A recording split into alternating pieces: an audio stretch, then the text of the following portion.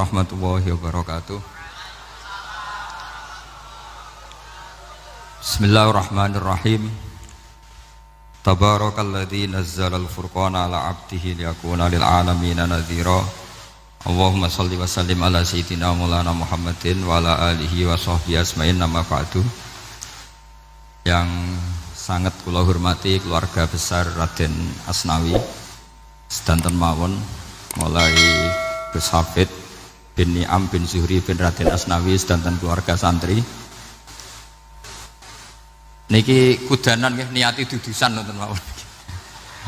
Terus riyen wonten cerita udan niku rahmat. Jadi nak sampean melayu saking udan berarti melayu saking napa? Rahmat. Terus niki terus cara berpikir niku udan niku rahmat, terus termasuk tobat sing sah niku dawuh Imam Ghazali kon adus nganggo banyu udan sing ceblok langsung, mergo nak liwat kenteng kadang kentenge iku hasil sumbangan proposal.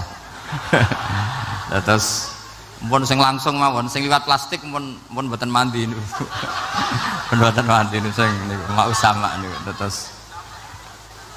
Terus dulu di antara syarat tobat niku dawuh Imam Ghazali niku adus udan sing perawan, maksudnya sing asli ceblok saking putih langit niku langsung sampean nombe.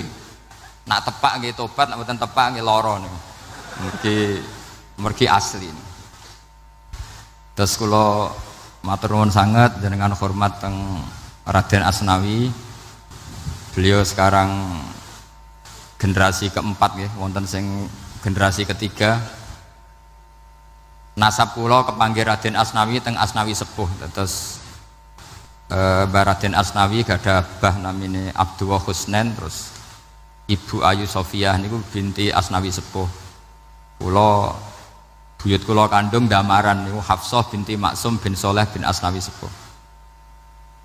Kenapa saya cerita zuriyah nggih? Terus satu peradaban, ini bahasa Indonesia mohon nggih, kersane gaul. Satu peradaban itu yang bisa bangun itu dzurriyah itu komunitas gen. Meskipun nanti komunitas gen itu bisa disadap atau dibajak oleh orang-orang yang tidak gen, jadi agak ilegal tapi itu sah. Karena sampean bisa misalnya kalah nasab sama saya, misalnya bilang nanti ketemu di Nabi Adam saja Gus gitu. Nanti pasti kita ketemu di siapa? Nabi Adam. Terus kedua, kekalahan nasab itu udah abadi, karena nanti setelah jenengan ditanya di kuburan, bapak kamu siapa? Itu disuruh jawab Nabi siapa? Ibrahim. Terus kekalahan nasab sampean nanti berakhir di kuburan, karena nanti dijawab siapa bapak kamu, disuruh jawab siapa? Nabi Ibrahim. Jadi yang punya bapak Karmen apa itu sudah selesai, sudah nggak dipakai lagi. Nanti pakai siapa? Nabi siapa? Ibrahim. Nah, kenapa saya cerita bahwa nasab gen itu akan disatukan oleh satu visi ilmiah yang objektif. Gini ku dawuh Nabi Yusuf, wattaba'tu millata abai Ibrahim wa Ishaq wa Yaqub. Terus dawuh Nabi Yusuf, maka nalana an nusyrika billahi min syai'. Jadi saya ngikuti leluhur saya. Ini dengerin ya, saya ngikuti leluhur saya, yaitu Nabi Yakub bin Ishak bin Ibrahim. Leluhur saya itu siapa? Maka nalana an nusyrika billahi min syai', yaitu keluarga besar yang tidak pernah melakukan kemusyrikan. Ya, keluarga besar kami punya tradisi tidak pernah melakukan kemusyrikan, dan bahkan itu dibahasakan tidak mungkin kita ini melakukan kemusyrikan. Maka nalana itu kira-kira kalau bahasa Indonesia itu kita ini tidak mungkin melakukan kemusyrikan. Nah, kenapa demikian? Itu berangkat dari logika yang permanen, disebut yusabbitu Allahu alladzina amanu bil qouli tsabiti fil hayatid dunya wa fil akhir. Logika permanen itu begini, misalnya kita ini kan hidup dari bapak dari ibu terus sampai Nabi Adam. Kemudian setelah Nabi Adam ini berakhir Kemudian kita mau tidak mau berpikir Nabi Adam itu siapa? Terus diterangkan ternyata Nabi Adam itu satu makhluk hidup yang mulanya dari tanah. Lewat wahyu Allah, lewat titah Allah kun, kemudian jadi manusia yang bernama Adam. Sebelum Adam ada bumi, ada langit, ada cakrawala macam-macam. Kemudian itu kita rumuskan lagi, asal usulnya adalah tidak ada. Adamiyun makhdun. Akhirnya kita tahu bahwa alam raya ini diwujudkan setelah dari tidak ada. Nah tentu terus kita berpikir, dari tidak ada menjadi ada itu pasti penyebabnya adalah sesuatu yang ada. Nah yang ada itu disebut wajibil wujud. Karena wajibil wujud ini wujud sendiri, nggak ada saingannya. Karena Allahu wala syai'amahu, Allah ada dan tidak ada pesaingnya. Maka kita ini berpikir nggak mungkin ada kekuatan manapun yang menyamai Allah. Sehingga nggak ada Yesus mungkin menyamai Allah, nggak ada Fir'aun, nggak ada Lata, nggak ada Uzza. Makanya disebut maka nalana an nusyrika billahi min syai'. Kita ini tidak mungkin melakukan kemusyrikan. Sama tidak usah tanya saya, Gus, tapi orang menjadi musyrik itu kan mungkin. Jawabannya itu tetap gak mungkin. Kemusyrikan itu satu teori yang gak mungkin. Tapi kalau orang musyrik itu mungkin. Memang akan dilibat. Tapi karena kita kenal Raden Asnawi itu dari sisi ilmiah, saya punya banyak kitab beliau. Mungkin saya termasuk pernah dulu yang membawa kitab beliau banyak ke Korea. Saya itu beli pesolatan tuh bukan 1-2 sampai 2 kerdus 3 kerdus. Itu mulai dulu, mulai saya ngiai sampai sekarang. Tak bawa ke Sragen, ke Solo Tigo, termasuk tak bawa ke Korea. Jadi mungkin ya ini GR saya ngaji di sini itu barokahnya jualan pesolatan. Tapi bukan jualan yang cari laba enggak, karena tak gratiskan, tapi itu dagang akhirat lah kira-kira gitu. Jadi kalau saya masuk neraka kita era pantas, bakul pesolatan kok masuk neraka gitu, kayak itu gak pantas itu. Karena saya termasuk orang ya yang cara berpikir itu optimis. Dulu di sini ada orang alim alama namanya Raden Asnawi. Terus kemudian sejarah agak berpolemik, ada yang mengatakan beliau itu muridnya Syekh Nawawi, ada yang mengatakan tidak. Apapun itu yang saya yakini adalah beliau ya saling istifadah lah, saling bermanfaat bagi Syekh Nawawi Banten.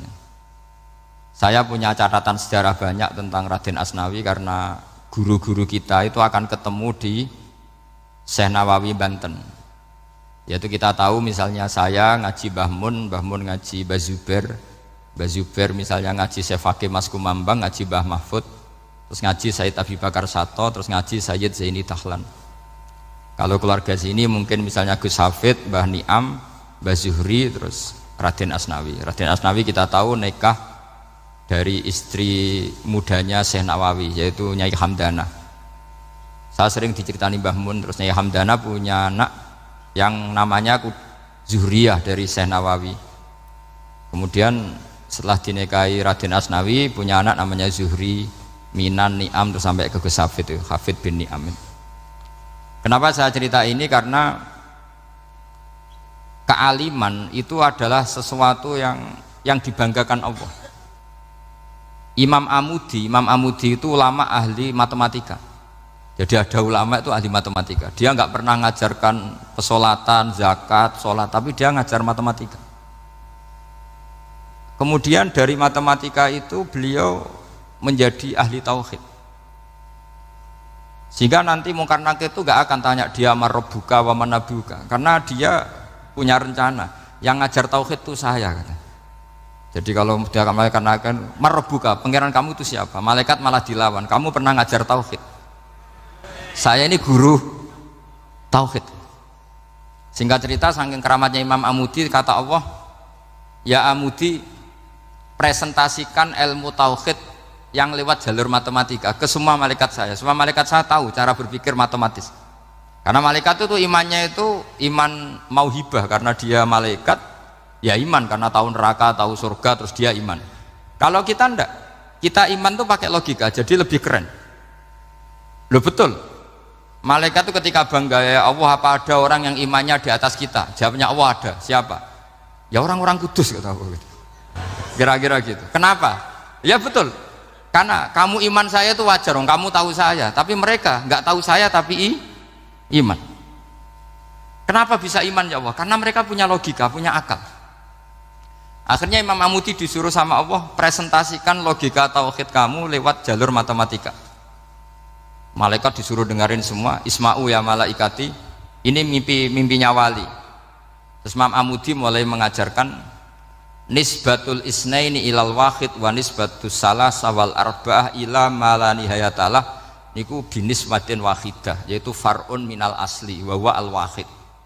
Mbok angka sebanyak apapun 2, 3, 4 sampai 1 miliar itu nisbatnya ke angka 1 adalah nisbatul far'i ilal asli, semuanya berasal dari 1. Maka hadhil awalim atau hadal alam ila ma la nihayatalahu, tetap semuanya ini cabang dari 1, yaitu wujud dari 1, yaitu Allah Subhanahu wa ta'ala.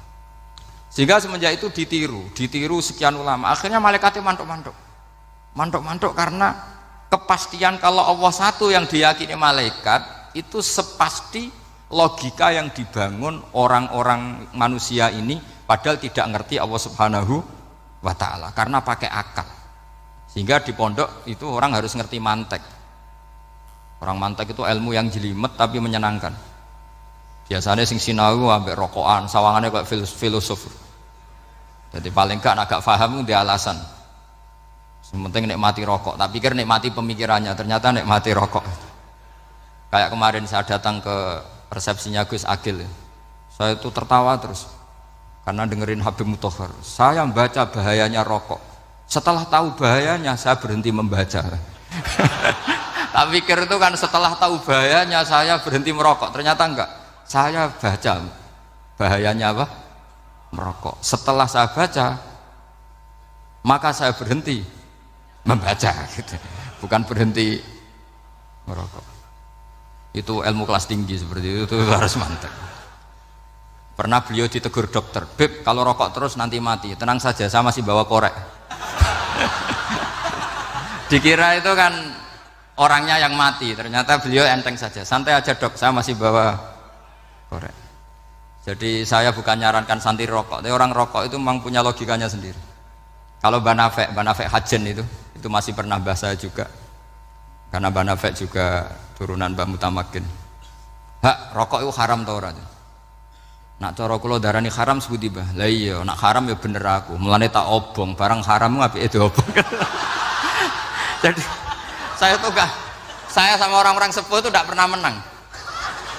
Jadi apa ya? Mereka itu orang yang sudah lama, gimana ya, mau dikatakan bulat itu ya, tapi memang nggak pernah kalah mereka. Ada satu kiai masih misananya Banafek, ini rokok 2 katanya. Bagi yang nggak ngerokok berarti membiarkan 2 haram masih. Bagi yang merokok berarti mengurangi haram. Kalah lagi saya. Jadi saya tuh pernah dibully 2 mbah saya, karena 2 mbah saya ini rokok semua. Akhirnya saya sing nom ngalah gitu, karena saya tidak mungkin bilang sing waras ngalah karena kalah sepuh gitu. Jadi ya sudah, mau tidak mau harus bilang sing nom kalah. Tapi yang penting itu kita mendengar. Jadi ternyata sepinter-pinternya kita itu mesti kalah pinter sama yang sepuh-sepuh itu. Jadi kalau tahu bahayanya rokok lewat membaca ya harus berhenti merokok. Berhenti membaca katanya.